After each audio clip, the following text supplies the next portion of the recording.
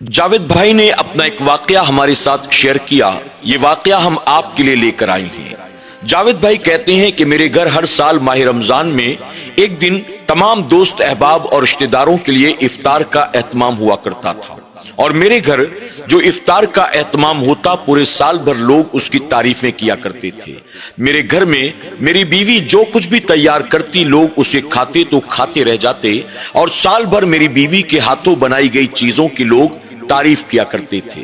जावेद भाई कहते हैं कि मैंने अपनी बीवी के साथ मशवरा किया और इस साल माह रमजान में भी हमने लोगों के लिए इफ्तार का एहतमाम किया और लोगों तक दावत पहुंचा दी।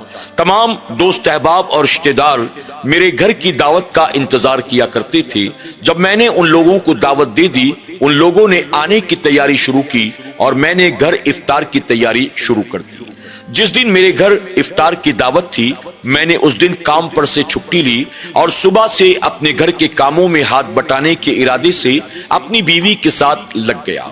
जावेद भाई कहते हैं कि जैसे जैसे वक्त करीब आता गया, मैं अपनी बीवी को एक एक चीजें याद दिलाता रहा। अच्छा देखो, तुमने वो चीज बनाई कि नहीं बनाई, पिछले साल लोगों ने खाया था तो बहुत तारीफ की थी। अच्छा देखना शरबत में शक्कर ज्यादा ना हो जाए। अच्छा फला चीज में नमक थोड़ी कम रह गई थी, इस बार वो कम ना हो जाए। जावेद भाई बार बार अपनी बीवी को तमाम बातें याद दिलाते जा रहे थे और उनकी बीवी कह रही थी, आप खामखा में परेशान होते हैं, आप ज्यादा टेंशन न लें। क्या कभी किसी ने किसी चीज की बुराई की है? तुम्हारी बीवी के हाथों की बनी चीजें लोगों को बहुत पसंद आती हैं और हर कोई तारीफ ही करेगा, तुम जरा भी परेशान ना हो। यानी जावेद भाई की बीवी उन्हें इत्मीनान दिलाती रही और जावेद भाई फिक्र के साथ तमाम चीजें एक एक करके पूछते रहे और साथ ही अपनी बीवी का हाथ बटाती रहे। अब बीवी ने कहा, मैं खजूरें धो लेती हूँ, आप जरा शरबत तैयार कर लें, अब इफ्तार का वक्त बिल्कुल करीब है, मेहमान आने वाले होंगे। तकरीबन आधा पौना घंटा बाकी था कि दरवाजे पर दस्तक शुरू हुई और मेहमानों के आने का सिलसिला जारी हो गया। मेहमान आकर एक एक करके ड्राइंग रूम में बैठते रहे। जावेद भाई अपनी बीवी के साथ मिलकर दस्तरख्वान लगाते रहे। जब तमाम चीजें दस्तरख्वान पर सजा दी गईं, अब तमाम मेहमानों को बुलाया गया और वो भी तैयार होकर दस्तरख्वान का एक एक कोना पकड़कर हर मेहमान बैठ गया। जावेद भाई तमाम चीजों को बगौर देखते रहे और इफ्तार का इंतजार करते रहे, यहां तक कि अजाने मगरिब शुरू हुई और दस्तरख्वान पर मौजूद तमाम लोगों ने इफ्तार करना शुरू कर दिया।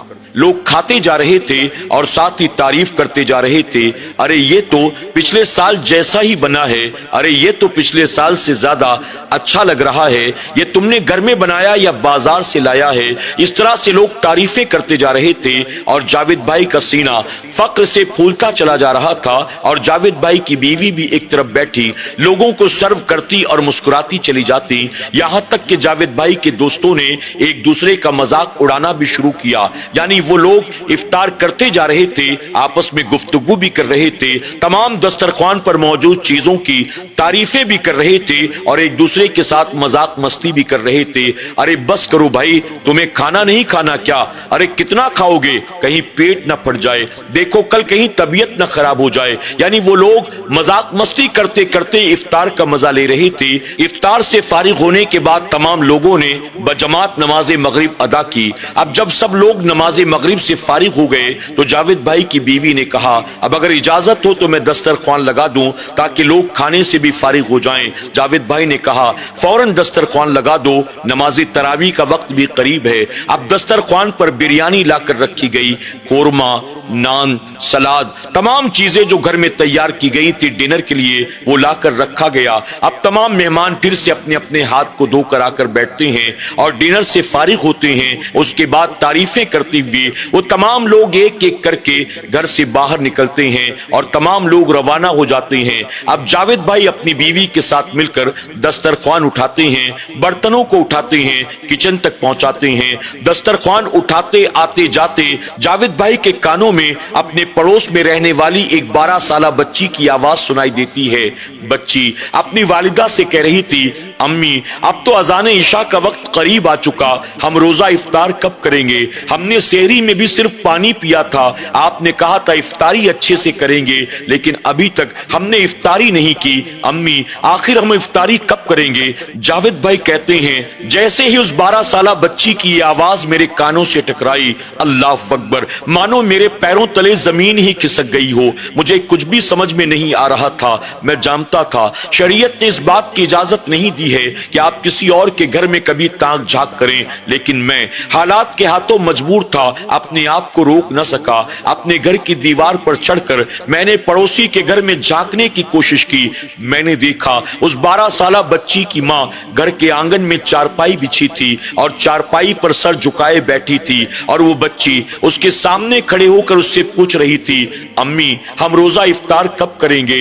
امی اب تو تراویح کا وقت ہو گیا، ہم روزہ افطار کب کریں گے؟ امی لوگوں نے اب تک تو افطاری کر لی ہوگی، ہم افطار کب کریں گے؟ اور اس 12 سالہ بچی کے 2 چھوٹے بھائی بہن وہ بھی اس کے پیچھے کھڑے ماں کے جواب کا انتظار کر رہے تھے۔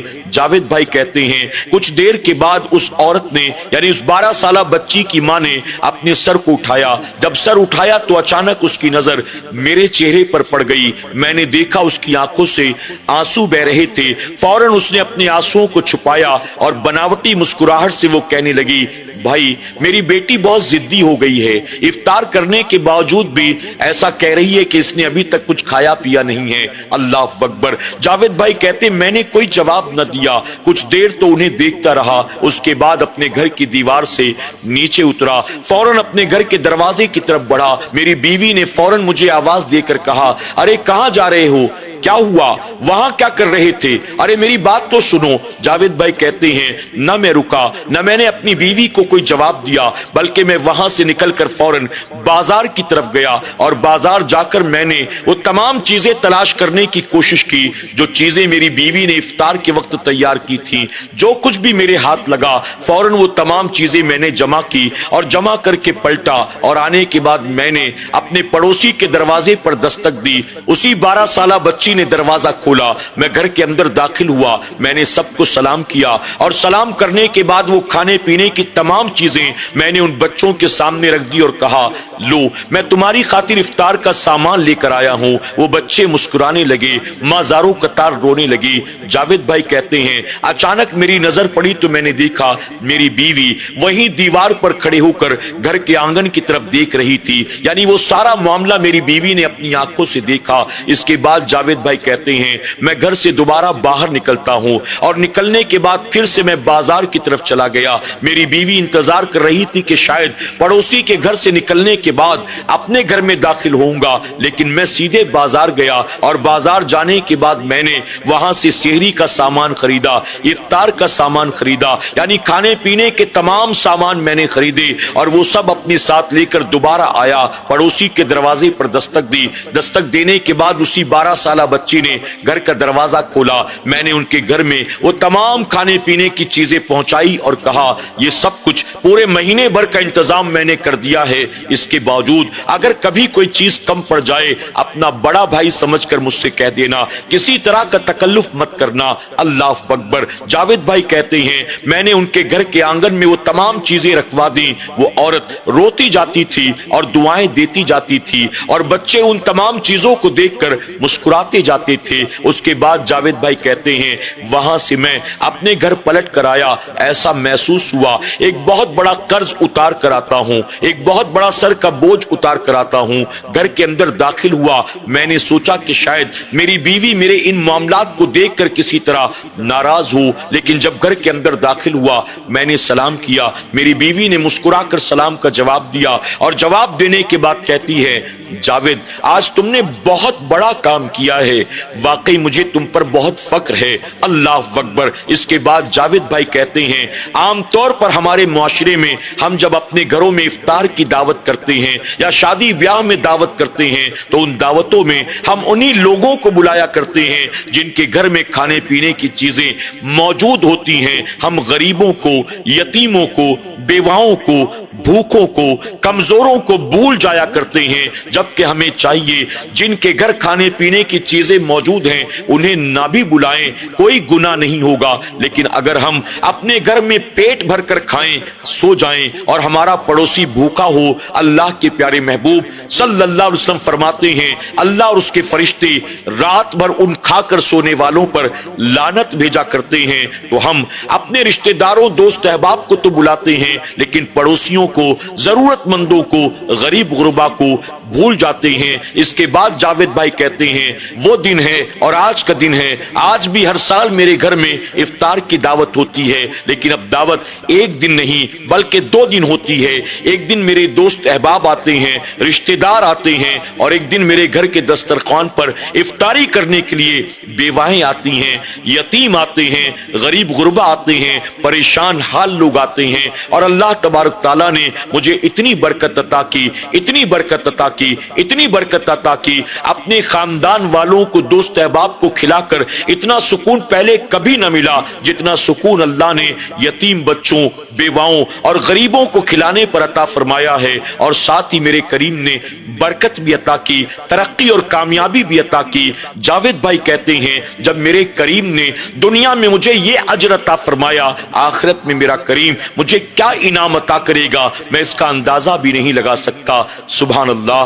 नाज़रीन इकराम, हमें और आपको भी चाहिए इस कहानी से सबक हासिल करते हुए हम जब अपने घर दावत करें, वो दावत चाहे किसी मौके पर हो, चाहे वो इफ्तार की हो, चाहे शादी ब्याह की हो, चाहे बच्चों की विलादत की खुशी की दावत हो, गरीबों का, यतीमों, बेवाओं, कमजोरों का, मिस्कीनों का जरूर ख्याल रखें। अल्लाह तबारक तआला की बारगाह में दुआ है कि मेरा करीम हमें और आपको ऐसी कहानियों से सबक हासिल करने और अमल करने की तौफीक अता फरमाए।